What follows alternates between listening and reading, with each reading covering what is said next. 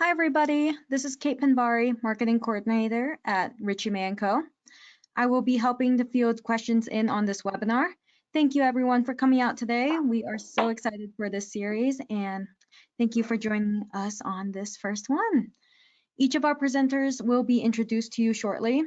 Just a few housekeeping items. Everyone joining the webinar today is on mute, so if you have any questions, go ahead and ask them in the questions panel or in the chat.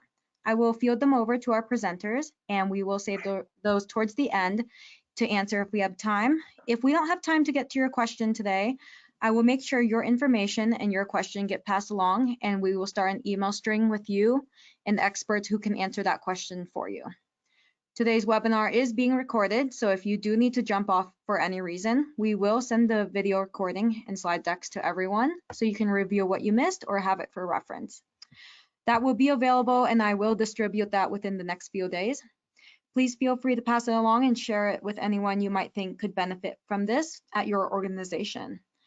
So if you feel you have any questions or comments after today's webinar, feel free to contact our info@Richey May email at the end. You can also reference the slides with our presenters linked to their bio on our website. So to kick it off, we have JT, our partner in charge of our Cybersecurity Services, and he will be telling you a little about what we are going to talk about today. Well, thank you, and thanks everyone for joining us today, and welcome to our first quarterly webinar series. As I mentioned, I'm JT Gaietto, and we've launched this quarterly series really to, provide a deeper look of trends and what we're seeing going on in the mortgage industry. And we're sharing some of the information from a number of our experts today, just to give you an idea of what's going on, not only in the areas of cybersecurity, but also areas of business intelligence, everything going on around finance, and some of the different benchmarks in relation to the financials and operations of mortgage organizations. And then lastly, we're going to talk a little bit about automation and adding some intelligence to the origination and manufacturing of loans. And so with that, we've got a ton of things to cover today. And so let me start first by briefly just introducing our speakers today. We have Olivia Nicholson, who's the manager in charge of our business intelligence and analytics group. We also are joined by Tyler House, who's the manager of our advisory services and financial intelligence area. And then we also have Nathan Lee, who's the partner in charge overall of Richie May Advisory.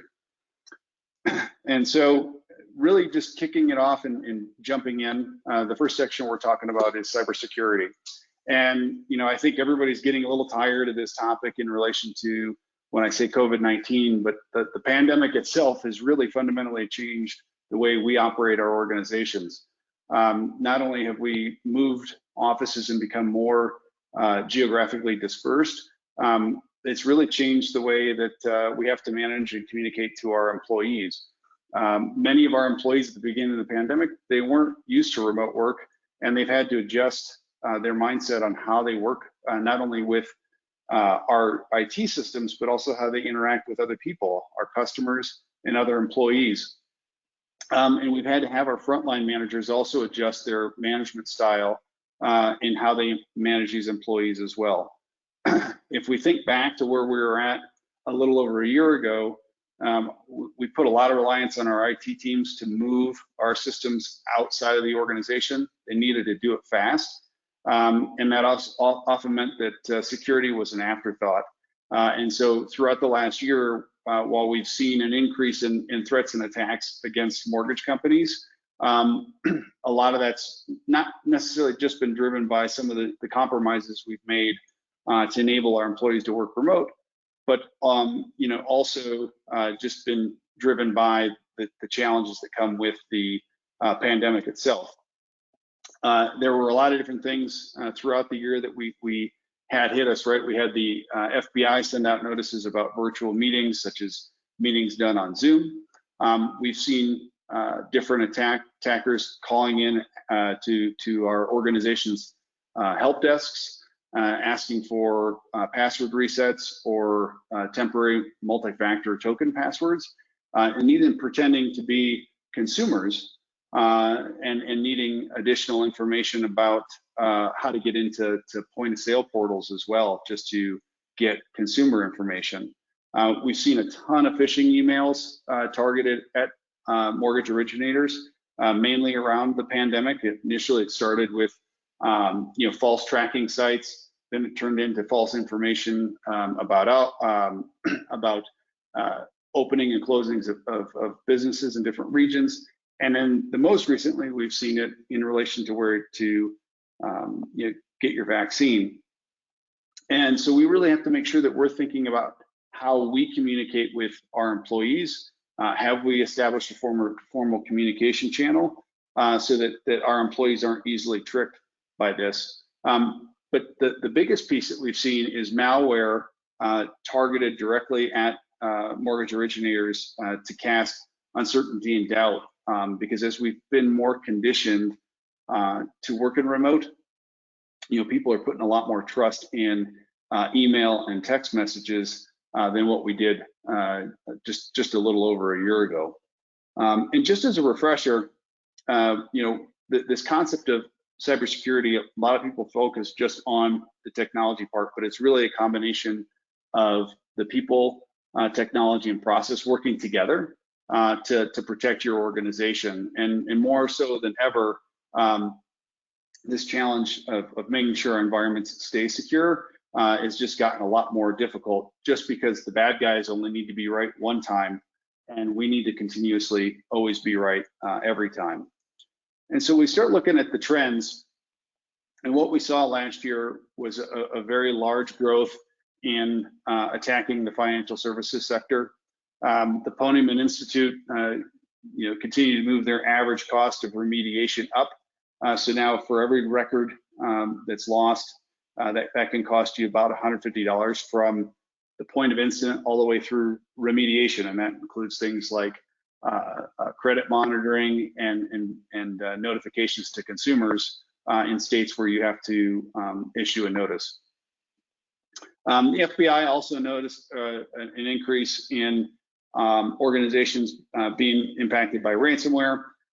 Again, we saw that carrying over from 2019 into 2020, and that was just a little over 2,000 organizations impacted by that over the last year. And again, to reiterate, the vast majority of these attacks, they're financially motivated.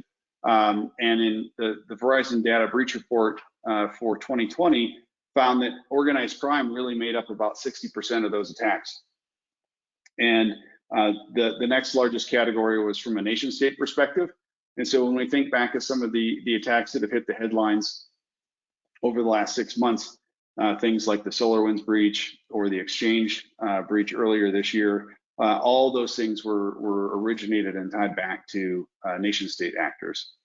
And so really we've seen just a massive increase in threats. And I know we probably say this every year, but just looking at some of these numbers, we saw almost a 550% increase in new ransomware hitting the internet.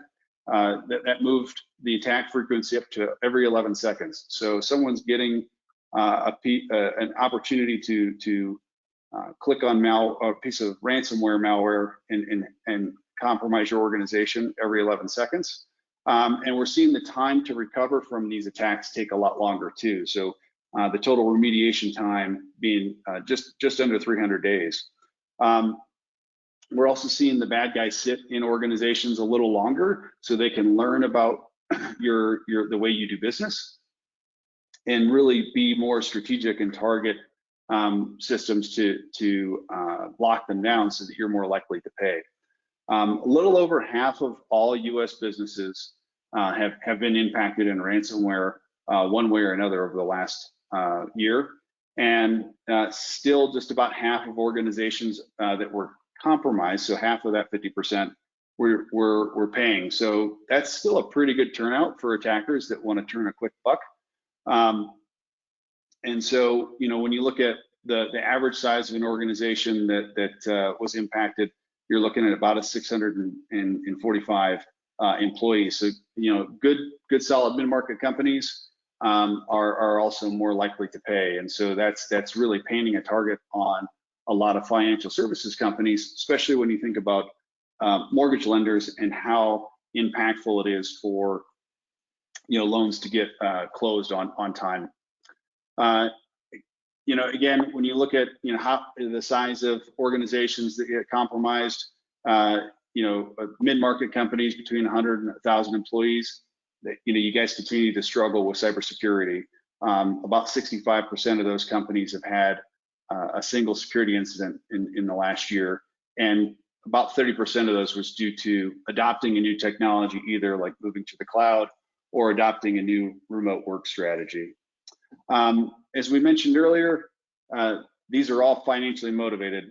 These attacks continue, the monetized attacks continue to increase. And for financial services specifically, 63% of all those attacks were motivated simply because it was very easy to convince those companies to pay and or monetize the transaction either through something like wire fraud in convincing the borrower to wire funds to a different location. But it's not all doom and gloom. There are some best practices that we can consider to reduce our overall risk from being impacted from these types of events.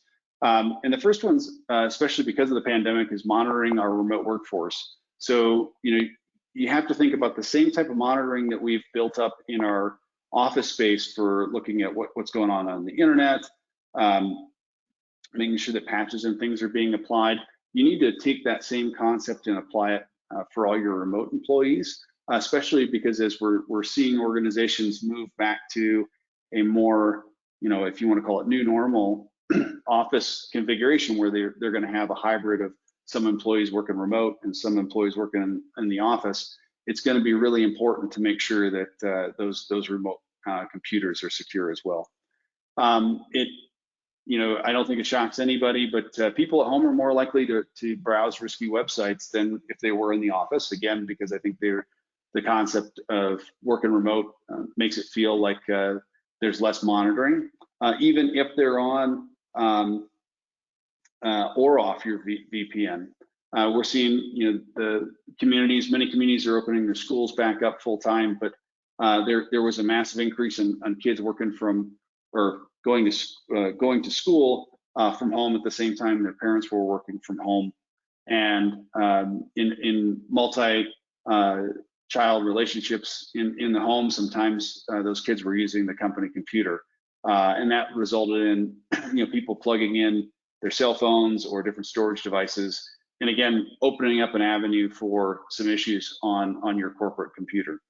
And so really you have to think about, is your remote infrastructure and what you've deployed over the last year, is it configured similar to what happens when you work in your internal environment? Do you have the way to scan your computers, make sure they're getting patched, making sure things like your endpoint encryption and USB storage device blocking are still in place? And then also, you may have been required to send a new device out to an employee, and so make sure that those new devices you're sending are configured in a way that reflects what your overall security strategy is. The other area that we're really encouraging folks to look at is dust off your incident response plan. Cisco Systems did a survey and found that 76% of the companies that have an IR or disaster recovery plan haven't updated it recently. And having that comprehensive plan not only can reduce your overall downtime, but it also can help you how you respond to something like a ransomware event, as well as how some organizations were able to quickly respond due to the pandemic. It's really important that you focus on keeping your local law enforcement engaged when you do have an incident. And that could be making sure your local FBI field office is notified, as well as any state or local police departments that are available as a resource in your state. Overall, right, it's really important to think about leveraging technologies that are now just resilient by design. And that again is really going to help you maintain your organization and your business workflows in the event that you have some sort of crisis. And lastly, make sure you actually test the plan, right? A lot of folks write up really great documentation around how to handle a cyber incident or a pandemic situation, but they never test that plan and strategy until they're actually forced to use the procedures. And that's really where some organizations find some significant holes in how they potentially communicate to their employees.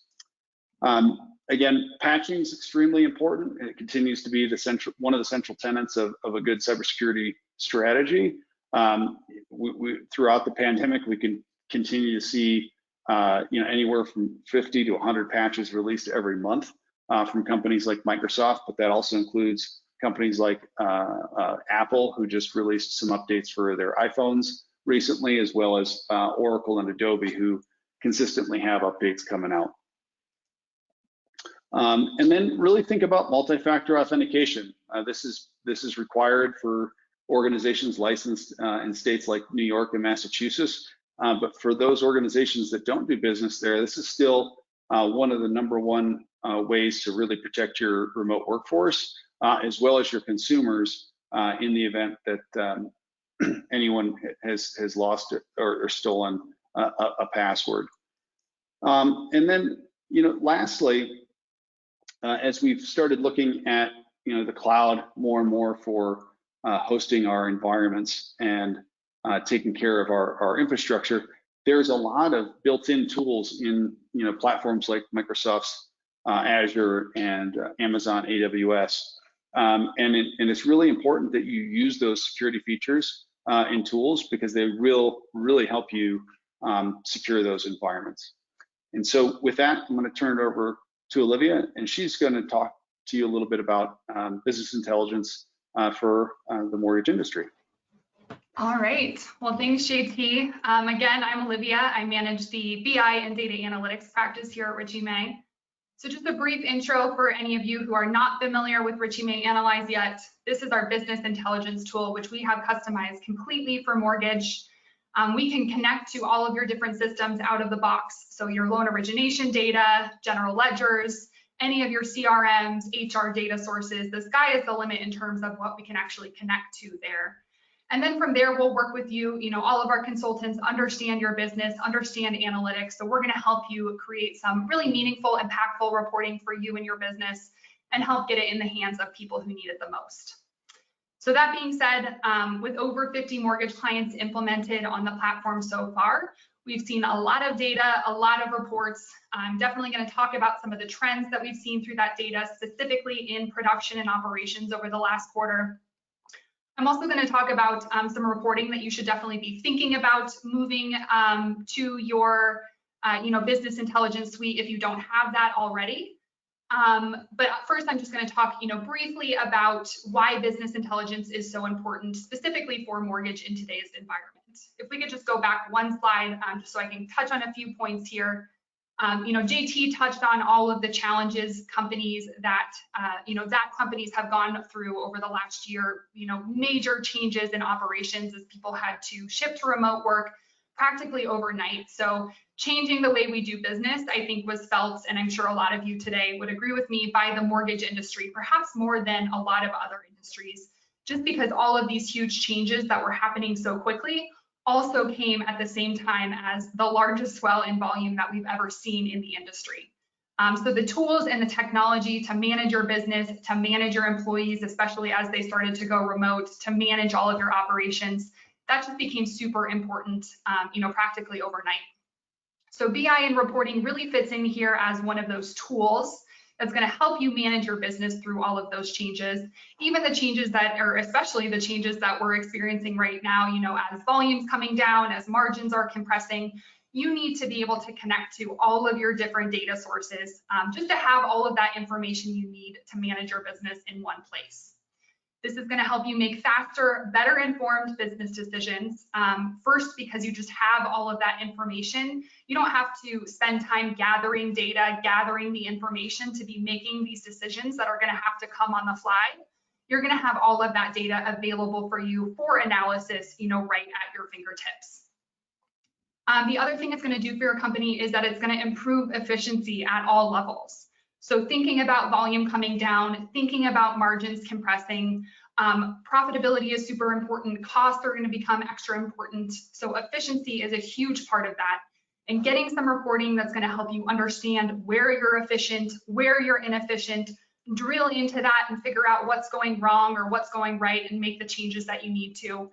That's just going to help you, especially in the short term here as we face some immediate challenges, but all the way through whatever we're going to be facing over the next year. So now that we've kind of gotten the whys out of the way to hopefully make BI a priority if it isn't already for you, I'm going to get into some of the trends that we're seeing in production and operations through the reporting that our clients have in the platform. So just a quick note before I get into the data, keep in mind that this is not intended to be representative of the entire mortgage universe. This is just averages of a sample of our clients just to get you an idea of some of the trends that we're seeing here. So starting on the production side, specifically looking at Q1 2021 production and comparing that to a few different time periods last year. In this case, we're looking at year-over-year averages for every month of the first quarter of this year. So we're looking at January of this year compared to January of last year, February of this year compared to February of last year, and March of this year compared to March of last year. Overall, not super surprising. January of this year is up about 128% from January's funded volume of 2020. So fundings are more than doubled, and then we can see there that apps and locks are slightly less than doubled year over year for that first month of the year. Moving into February, which is when we saw that volume start to pick up last year, that variance is down a little bit, and then March actually drops a little bit more. March application volume is down about 12% compared to March of last year. So, applications are definitely down there. On the next slide, we are looking at a wider view here.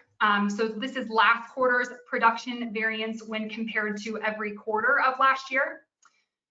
So those Q1 numbers, those are just an aggregate of the slide we just saw, so nothing super surprising there. But getting into Q2, and remember, in this case, we're looking at Q1 of this year compared to Q2 of last year and Q3 of last year. This year's production, that past quarter, definitely does not stack up against or as favorably compared to the middle of last year, just because some of the monster numbers that we saw, coming out of Q2 and Q3 last year. I also want to point out here, especially looking at Q2, that there was a mixed bag just in terms of the data we were seeing and some of these variance numbers across clients.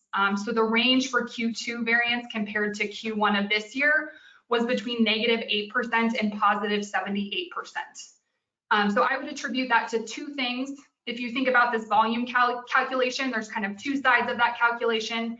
There's what happened during those quarters last year, and then what happened for production during this past quarter this year. So thinking about last year, there was definitely a timing difference across clients just in terms of when they were able to get their feet underneath them and really start to keep up with volume and start to take in all of those applications that we were getting. So the timing differences definitely contributed to that range and variance that we're seeing here. And then thinking about this year's side of the equation, really thinking about who has been able to continue that momentum, really to make their sales and operations more efficient into this year, who really continued to focus on and keep a strong hold on the purchase market, throughout the year last year, basically who was able to make the most of last year's situation as more of a long-term strategy. So those two things in combination is where I really think we see a lot of that range in variance numbers. Another note I want to point out here on these past two slides is just that these are all variance numbers in volume, but units variance was actually quite a bit lower. So January to January, for example, we saw that 128% volume variance for funded production, but funded units in January were actually only up 106% compared to January of last year, just because average balances have gone up across the board. So we have seen an average increase of 20 to 40K across our clients compared to last year. This is just, as rates have been down, borrowers qualifying for bigger mortgages, obviously real estate values rising across the country. So just another interesting trend that we've seen here. On the next slide, we are moving on to some operational trends that we're seeing. I specifically wanted to focus here on turn times, just because that's obviously what's on everyone's minds over the last year with that swell in volume, you know, the shortage of operational staff just trying to get through loans and do it as quickly as possible. The turn times I'm showing here are all in business days. So just looking at an average sample here, you can see that there were some improvements in that application to fund cycle time through the first 3 months of last year, but those were all pretty much entirely wiped out into the next quarter, and everyone peaked about late Q2 and Q3 of last year. Not a whole lot of improvement since then. March of this year was actually back up to those peak numbers, unfortunately. There has been some improvement in that application to submittal phase. So those green bars that you're seeing kind of at the base of the graph, you know, potentially as clients are starting to implement some more automated processes into their processing function, you know, get those loans through to underwriting. Underwriting, though, unfortunately has not seen any improvements. Those underwriting turn times have actually increased every single month since April of last year. So we're definitely hopeful, you know, that automation can start to play a role here in improving those turn times. You know, increasing technology usage there, even using some BI reporting like this just to help you identify the problem and figure out staffing needs or figure out what to do there to hopefully try to get some improvement. So a few quick highlights there on the production and operation side. The last thing I want to show you is on this next slide, which is really just a trend in the type of reporting that we've seen a lot of requests come in for, and work we've done, a lot of work that we've done for our clients on, and that is financial reporting. Without a doubt, obviously, loan origination data is the #1 data source that clients are bringing into the platform. But more and more, we are seeing clients start to bring in that general ledger data and start to get some financial dashboards built out. So if this is not something that you have added to your BI suite already, I would definitely suggest you do so. First off, you know, just like we've talked about, it's important to have all of your data and all of your reporting in the same place just to best inform your decision making. But also some of these visualizations that you can really drill into however you need to, you know, filter however you need to, just makes it so intuitive and easy to see some of these trends, see some of these comparisons, identify any issues or any exceptions as they arise. I know I've said it a few times, but definitely looking ahead and, you know, currently, as we're seeing margins starting to compress, everyone is going to be keeping an eye on profitability. And the production and operations reporting is, you know, super important to know what's happening day to day in your business. But you really need this type of financial reporting to be able to bring it back to how it's all affecting your bottom line. So thanks, everyone. I think that's actually a great segue now to move on to Tyler, who's going to talk about some of the financial trends that we're seeing through our Richie May Select data. Thanks, Olivia. Hi, I'm Tyler House. I run our financial benchmarking program, Richie May Select. Some of you may be aware of it, some of you may not. But that program, we actually capture, we work with over 70 independent mortgage banks to capture financial data on a quarterly basis right now. We also have some operational data as well to kind of complement some of the financial metrics that we focus in on. So again, that program has 70 IMBs. And you guys are really in for a great treat today. Usually we don't publish this data for a few days now for Q1, but we rushed together to put it together and put some trends together so that you guys could, you know, be the first to get you know, news of our Q1 trends. So we're going to jump in there in a second here, but before I do that, you know, I always like to just take a quick review of what the last year has looked like. And in particular, you know, 2020 has certainly been a historic year on a number of levels, but just from the financial performance of mortgage banks, it's been quite significant. So 2020, historic low rates, you know, historic high production levels, and really historic earnings. You know, I kind of laugh sometimes, you know, we always hear, you know, on the radio ads for mortgage companies talking about, hey, you know, get in while rates are historically low.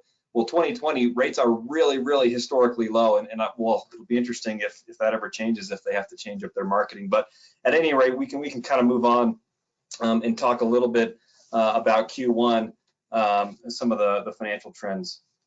Again, in this program, we have 70 IMBs. For today, we're going to look at our peer group that would include, we call it Richie May Select Complete. It's really kind of our universe of mortgage banking companies that participate. So it includes lenders of all shapes and sizes. We'll have lenders with all types of origination channel mixes. So just keep that in mind as we look at the peer group. And this is going to reflect quarterly averages for each of these trend points. I have, starting on the far right of the chart, we got Q1 of 21, and that's all the way back quarterly to the beginning of 2012. That's when we started the program. So I look at this chart and I kind of laugh a little bit because I do remember in 2015 and 2016 putting numbers together and seeing, hey, production's on the way up. This is really great for clients. Now we get to 2020 and we've really had to zoom out on this chart. And now I look back at some of those past kind of volume refi waves that we've seen, and they look really insignificant. But nonetheless, it just kind of shows how significant 2020 was for the mortgage industry. So for Q1 in particular, if you can see on the far right of that chart, came in an average quarterly production volume, that's gonna be closed volume, of a little over 600 million. So that is 10% down from Q4, but historically and seasonally still very high. It's higher than production from any quarter not in 2020. And it's easily the highest production level for any Q1 that we've looked at. So in large part, we have the refi or the high refi demand that's continued. To thank for that, the refi share is up 4% over Q4. So we reached 52% of originations were all refis. That's a record high for the peer group. And then if we look at lock pipelines, at 3/31, we did see that they're up about 6%. So this is comparing the pipeline as of 3/31 compared to the pipeline as of 12/31. Usually it's up quite a bit more, but production levels have been so high. And so that just really indicates that production is going to be somewhat similar in Q2, barring any significant changes. So let's take a look and move on to the next slide. In the next slide, we're going to talk about secondary gain on sale. So this chart looks a lot like the production volume, but it's not, right? A lot of the same themes, really high peaks on the far right-hand side. But a few quick notes before we talk about some of these trends. Again, this comes from lenders with all types of origination channel mixes. So if you guys are trying to take notes at home or do any comparison internally, just note if you're 100% retail, your margin should be a little bit higher than we see on this chart. If you guys have TPO or correspondent, obviously your margins are going to look a little bit lower than what we see on this chart. But nonetheless, these trends are very indicative of all those different types of channels. So again, if we look at Q1, the trend is we see secondary gain on sale down about 55 basis points, which is a pretty big swing. And I'm hearing a little bit that we're seeing even margin compression in addition to that in Q2. But historically, and seasonally for Q1, those margins are really strong. And so still, really strong margins, really strong opportunity for profitability given those margins. The other thing I would like to note, I forgot to mention this earlier, was when we talk about secondary gain on sale, we do pull out the lock pipeline gain or loss, or excuse me, the unfunded pipeline gain or loss. So just in case you're trying to do that at home, make sure you account for that. If we included that, we'd see that Q4 and Q1 margins were relatively the same, but I think in actuality, we know that Q1 margins took a little bit of a dip compared to levels during Q4 of 2020. So next chart, we'll take a look at cost to originate. So, I know there's a lot of ways to slice and dice cost to originate. For us, we kind of look at it in the sense where we'll look at all of your total expenses that would show up on your financial statements. We would pull out anything specific to servicing, and that's really what we're using to measure costs. We divide it by closed loan units. And so, there's going to be a fixed and a variable component. You're going to have all commissions, all wage compensation, but then also operating costs like rent and equipment and G&A. And so with that, that fixed component, there does tend to be an element of our cost to originate that's, moves inverse with production. So you can see this on the chart in 2020 in those quarters, we see that, cost to originate are down, and that's purely just a function of high production levels. And in Q1 of 2021, we see very similar levels. It's actually was a trend up in cost by $66 per loan, so a pretty slight trend. But really, if we dig into the details there, I think that Q1 cost to originate, we're pretty much on par, maybe actually a little bit less. What I mean by that is if we look at certain benefits costs, there's one-time annual benefit costs, usually around 401k retirement contributions that somewhat inflate those Q1 numbers. If those were spread out across the year, I think we would see that cost to originate remained relatively flat, if not better, in Q1. Some other notable items, operating costs in total were down about $50 per loan, and that was almost entirely driven by a decrease in G&A costs. All the other line items like professional fees, marketing, rent, that was really nominal in terms of any changes up or down. Another item, particularly for personnel costs, we did see a decrease in underwriting costs per loan. That's underwriting personnel, including the entire underwriting department. I don't have great intel on why that is. I might guess that we're just paying a bit less overtime given a drop in production from Q4, and that might be affecting that, but it's a little bit hard to say at this point. So now let's take a look at net production income. So if you're unfamiliar with our program, we measure net production income, we measure servicing income, and then we would measure kind of your GAAP net income. So net production income is going to basically be your origination platform profitability. So we'll include secondary, your warehouse spread, origination fees, and then we'll deduct from that the cost to originate. It doesn't include loan loss reserves. It doesn't include your unfunded lock pipeline. It doesn't include any servicing activity, or if you generate some rental income because you own your building. It doesn't include stuff like that. So it's really meant to be origination platform profitability. And so if we look at this chart, what we can see is, again, the right side of the chart is pretty high. Normally a good quarter or a good year is somewhere above 60 basis points in net production income. For 2020, every quarter was 2x that, right? So we were above 120 basis points. And if we also look at our top performers peer group within the program, which would just be the top 25% of lenders based on profitability, they all averaged over 200 basis points for 2020. So again, if the trend for Q1 is we see a decrease in net production income of about 56 basis points. If you can remember, that's about the exact change in secondary gain on sale. So that's really the primary factor there. And then just as kind of a sidebar, a lot of times people ask me what metrics really predict or what metrics do the top performers do well at, and it's all about their margin management. Those lenders who manage their margin, really being the secondary gain on sale less what they're paying their sales folks to get that production, those people are always the more profitable ones. Everyone's trying to be as efficient as possible on the cost side, but that's really the biggest bang for your buck. But it's also the hardest thing to affect change in your company. So that's just a sidebar there. I think we can move on to the next slide. So I wanted to mention a little bit about servicing, just because 2020 was a year that we saw more and more lenders get into servicing. I'm sure many of you on the call, maybe you just got into servicing this year. A couple of reasons for that.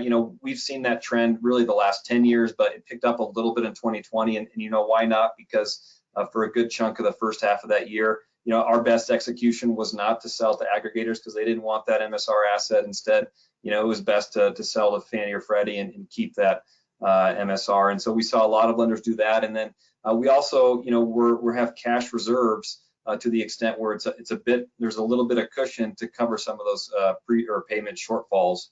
So, a lot of good reasons to do that. And we are seeing more lenders get into that business. In fact, we're seeing it really significantly show up on the financials as well. I think if we looked at, equity, or excuse me, the MSR asset as a percent of equity, a year ago, it was, somewhere around 20%. But fast forward to, the end of March, and that is now 36% of equity. And that doesn't even really account for the significant growth of equity due to high earnings. So that asset is making a much bigger impact on our IMBs as we see it in their financials. But this chart is actually, this is servicing portfolio values. Just a quick update. Values did improve during the quarter. We saw a boost of about 14 basis points. So they kind of rebounded from the basement where we were hovering during 2020 at 80 basis points. We're now at about 95, but still not near our historic highs of about 120 basis points at its highest. So we'll continue to watch servicing values as we get further on into 2021, but certainly that it would be an area that more lenders have gotten into. So that was kind of just a quick overview of a lot of the trends we're seeing. I thought it might make sense to talk a little bit about what can we expect throughout the rest of the year, based on what we know today. And so this is the MBA's mortgage finance forecast. I like to put up their forecast, because when it's wrong, I don't have to feel like I don't know anything. We can blame them. But at any rate, the thing I have learned in this industry is that we really just don't know what's around the corner. Still doesn't mean we shouldn't be forecasting and having an eye to the future to see what's in store. And so just looking at 2021, the MBA is forecasting that total volume is going to be down 14%. The biggest change will be refinances down 33%. But that's only going to take us from a 2.4 trillion refinance market, which is the largest of my lifetime, down to 1.6, which 1.6 will be the second largest if that's how it plays out. So still seems like there's a lot of production out there to be had, not 2020 levels, but still higher production than we've seen in quite a few years.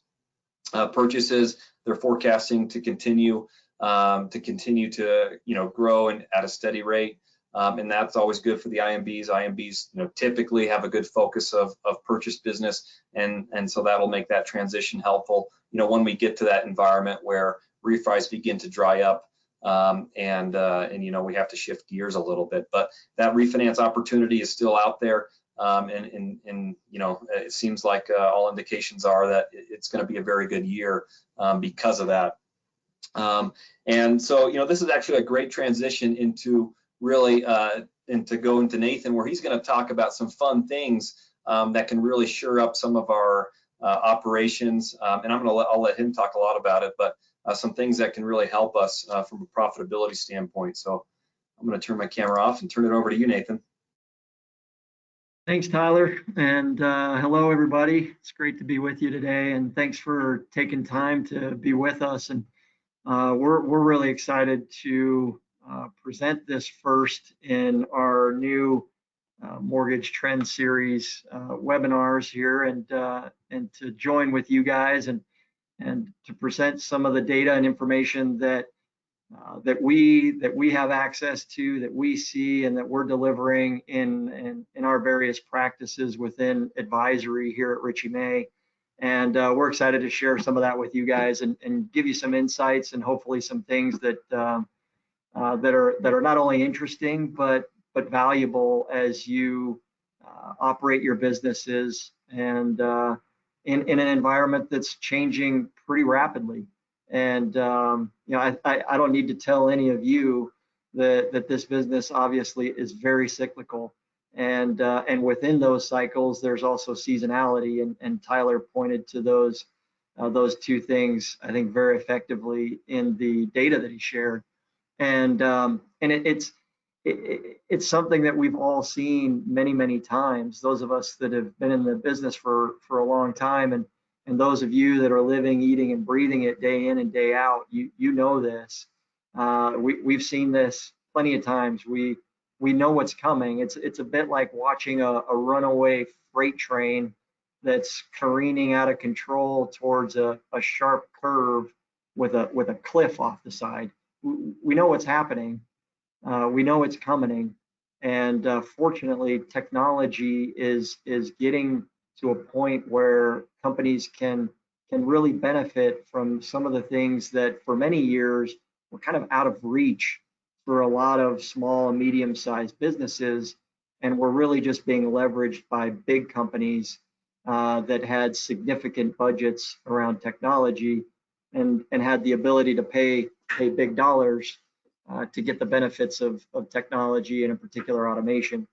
And so as you can see on this slide, and I think all of you would agree, and I probably wouldn't be much debate on this point, the technology within the industry, within the mortgage industry, has just historically lagged. And you know, some of what we'll talk about here over the next few minutes is technology that to be honest, was just not available to that many companies previously. But even that being said, within the mortgage industry, it has lagged from an automation, from a technology standpoint, and by and large, companies are still doing things the same way that they've been doing them, sort of manually processing, underwriting, and moving files from one desk to the next, pretty much the same way. I think probably the only thing that has changed is that rather than shuffling paper from one desk to the next, it's now just moving PDFs, loan files, and kind of workflow within Encompass or LOS systems from one person to the next. But largely the process looks pretty much the same.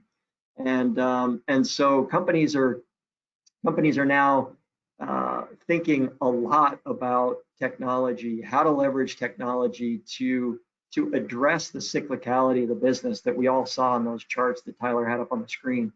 I mean, when you consider how significantly margins have been compressed in such a short period of time, while not a surprise to anybody, maybe it was a little bit surprising that it happened as early in the year as it did, but it's not a surprise. And so companies are really focused on figuring out how do we deal with this cyclicality? How do we leverage technology and automation so that we don't have to hire up in the busy times when rates drop and refis go through the roof, only to turn around and lay off all of those people when refis slow down, volume declines. And what happens at a lot of those times, as we all know, is that there will always be companies out there in an effort to maintain volume at the high levels that they observe during the refi booms, will cut rates, reduce margins, and create a race to the bottom. And we've seen that, and Tyler's chart shows that very conclusively, that margins have dropped significantly, continue to drop through April, and it needs to be addressed. It's just no longer something that companies are very interested in doing. And as I said, technology has caught up to a point where they can leverage technology to help address that issue. Really, to help meet that need, we've partnered with a technology company, kind of a fintech software development company by the name of Zeral, with an extensive background and experience within intelligent automation and digital transformation in financial services globally over the last 15 years. And a very sophisticated, capable group with a very robust platform that allows companies to leverage the latest and greatest from an automation standpoint to help them really transform how a loan is manufactured and to reduce as much of the manual kind of stare and compare repetitive data entry that happens within that loan manufacturing process. All of this taking place against a backdrop of companies, including some that have gone public in recent months, that have a tremendous interest and appetite in maintaining volume. And even if that comes at the cost of margins, they have the ability to make significant investments into technology and automation and drive down their cost to originate and make it difficult for those that don't do that to compete. And so, you know, this as I said, it's kind of like that runaway freight train. We know how this ends. We know what's happening, and when the music stops, companies need to be prepared to deal with it. So if we go to that next slide, JT, you know, here is where intelligent automation comes in. It's really intended to address those very challenges. And intelligent automation is more than just robotic process automation. or RPA. You'll hear that term thrown around commonly. You'll hear automation. It's a buzzword in the industry. Lots of people are talking about automation, but it's more than that. It also includes system integrations between some of your key core systems like Encompass or your loan origination system and the other systems that might tie into it or integrate with it. It includes machine learning, artificial intelligence, kind of advanced decisioning, in addition to robotic process automation, which is only just a component of the technology stack and the strategy related to intelligent automation. And all of that designed to streamline processes, reduce redundant data entry, seamlessly move data from one system to the next.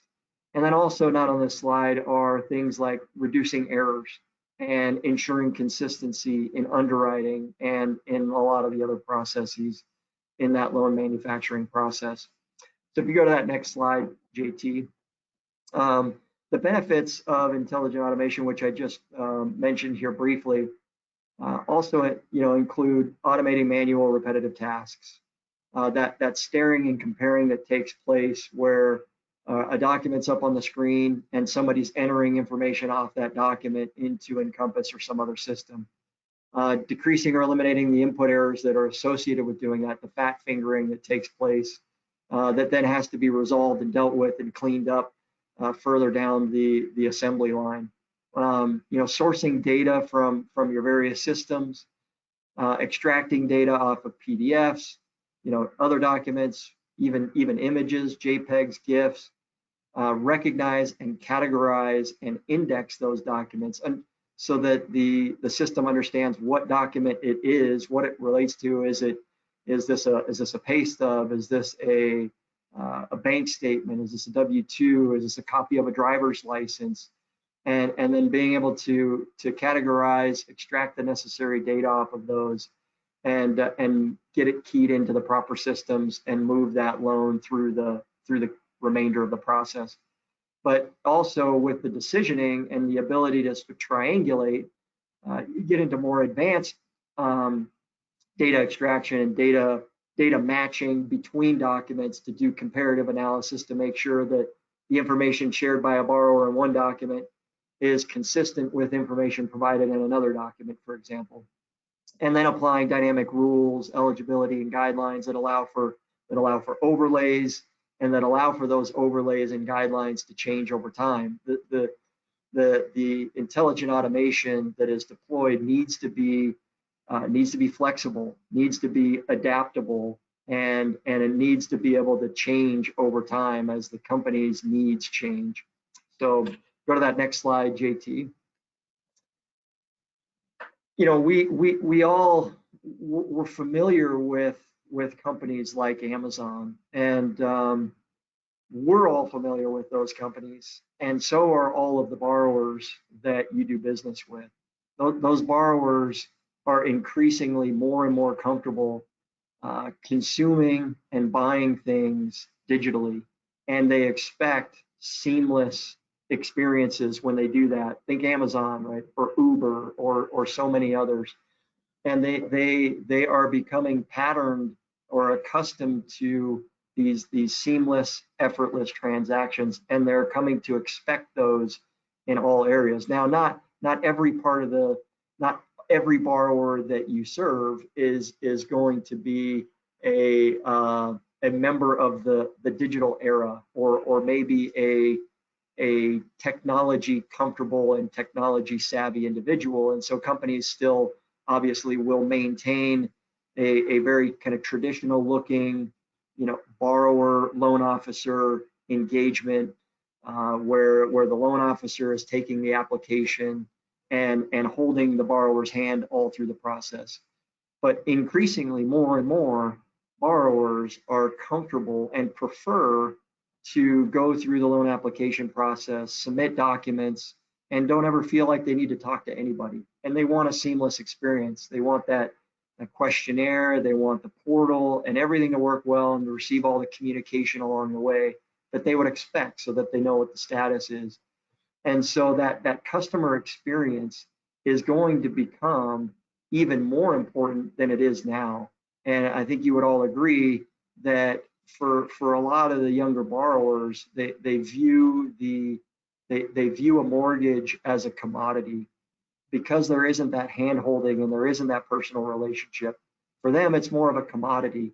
And in order to differentiate when selling a commodity and delivering those services, it needs to be through that customer experience. And so that borrower, that customer experience is really important, including things like omni-channel engagement across whatever platform they might be using. So, and oftentimes simultaneously on a desktop at work or on their home desktop or laptop or mobile phone chat, embedded chat bots, and all that is important and critical when dealing with that borrower and delivering that borrower experience that they want and that they expect. And they want quick answers, they want quick pre-approvals, they want communication throughout, and that's all going to become even more and more important over time. So if you skip to that next slide, JT, I know we only have a couple minutes left, so I'll go through this one fairly quickly. But these are some of the areas that companies are focused on, and this is just a sampling of some of the things that we've been engaged with clients on to address and help create efficiencies and automate processes.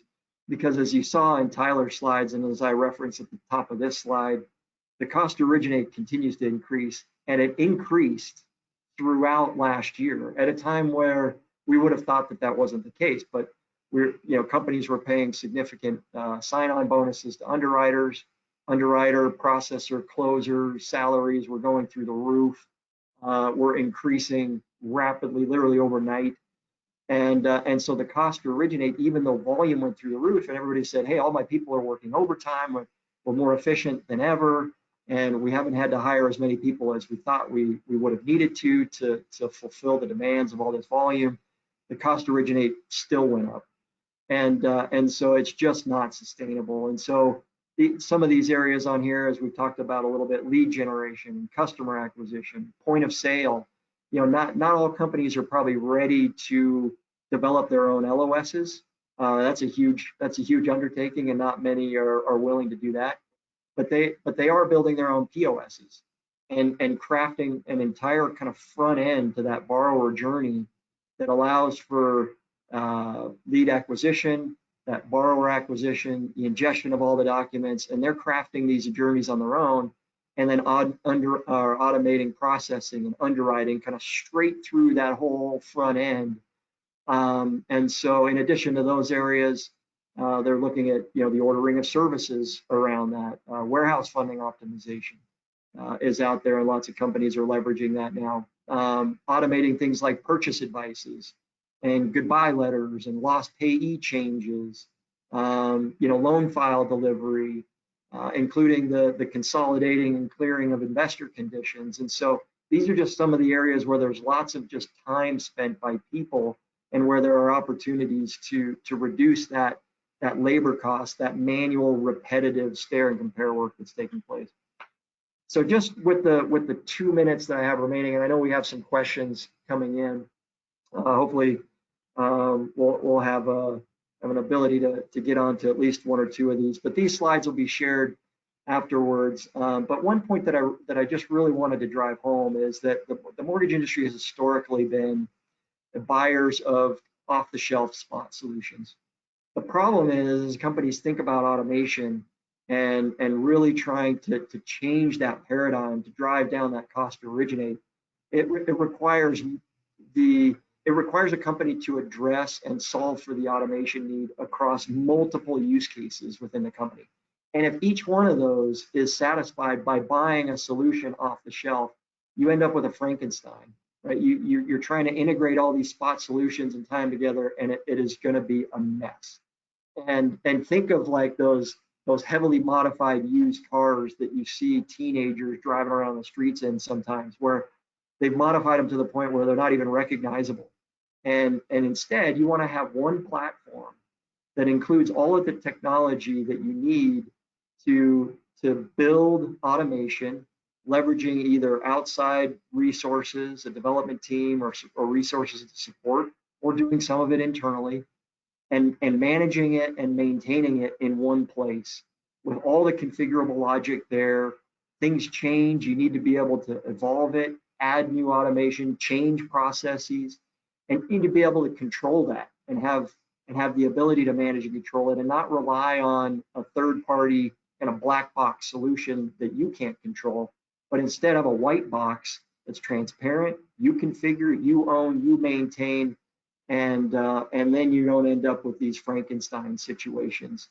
And so those are some of the things that I think, you know, as we are involved in this automation area with clients that we're seeing out there, we're seeing that critical need to avoid this, you know, this Frankenstein situation that's created, and rely on a team that really has the track record and experience to deliver on these sophisticated, complex, you know, digital transformation and automation endeavors, because risk can't be tolerated in this business, as you all know, and manufacturing defects are very costly in the mortgage industry. And so with that, I just want to thank all of you for your time here today. I know we're right at time now, but I appreciate all of you joining today, for the time that you've taken. As I mentioned at the beginning of my comments here, all of the insights shared today by Tyler, Olivia, and by JT, and what I've shared here related to automation are gleaned from work that we're doing within our practice areas within advisory. And we have a wealth of data, information, and work with a tremendous number of companies out there. So if any of this has piqued your interest, if you have some interest in visiting with us to learn a little bit more and get a little bit more insight, dive deeper, please reach out, and we'll have some contact information here on the next slide. And I think we're out of time, but I don't know if we want to try and maybe tackle, you know, one or two of these questions if we still have some people on the line. Up to the other panelists if you guys all want to come in here now.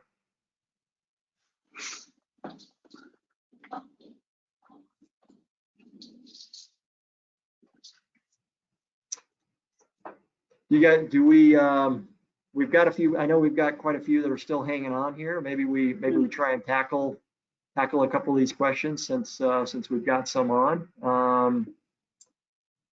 So for Olivia is the first question. Question for Olivia is, can your BI tool connect payroll and GL information, or is it just LOS?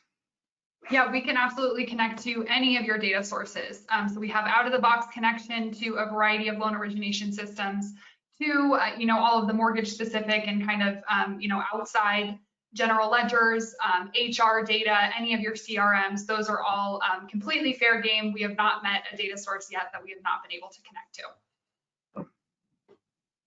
And then another question for you, Olivia, is how long does it take to implement the BI solution?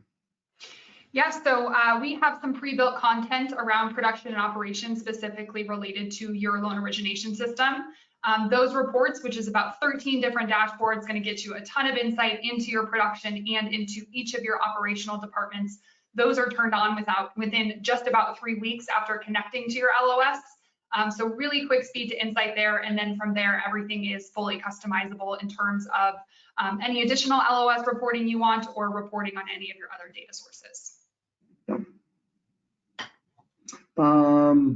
And then one question on the automation side is there a heavy requirement on internal resources, the company's internal resources, to kick off automation projects? And I would say that it depends. You know, that's probably always the answer in situations like this, but I can give a little bit more color. You know, some companies you know, really prefer to do development in-house, for example, and want to hire some development resources internally that can manage and build. I would say that probably is not the way that most start, and will at least leverage our team and the technical resources that we work with at Zeral to do the development work and implement the first couple you know, automation solutions. and then over time make the decision to either internalize some or all of that and rely on us for either support or for full development when there are more maybe complex development efforts that are being undertaken. And so it's a little bit of both. I would answer that typically upfront with the first couple automation efforts that are made, it does not require a heavy lift internally because they are typically leveraging the outside team, leveraging us and the technical resources at Zoral to do the development work. And so we need kind of an internal champion that gives a few hours a week to work with the development team and to do the testing and so on. But it does not require a huge lift internally until you get to the point, or if and until you get to the point where you start to do more and more of that internally. So I think we're starting to lose some people now that are kind of dropping off here, and I think we can clean up probably any remaining questions here, through some email, and make sure we address those for anybody that submitted those. But again, I think on behalf of all of us here at JT, Olivia, Tyler did a great job presenting some of those insights that they shared here today. On behalf of all of us, again, thank you for your time, and thank you all that are friends of the firm and clients of the firm, and thank you for the opportunity to serve you and spend a little bit of time here with you today. So enjoy the rest of your day. Thanks, everyone. Thanks, everyone.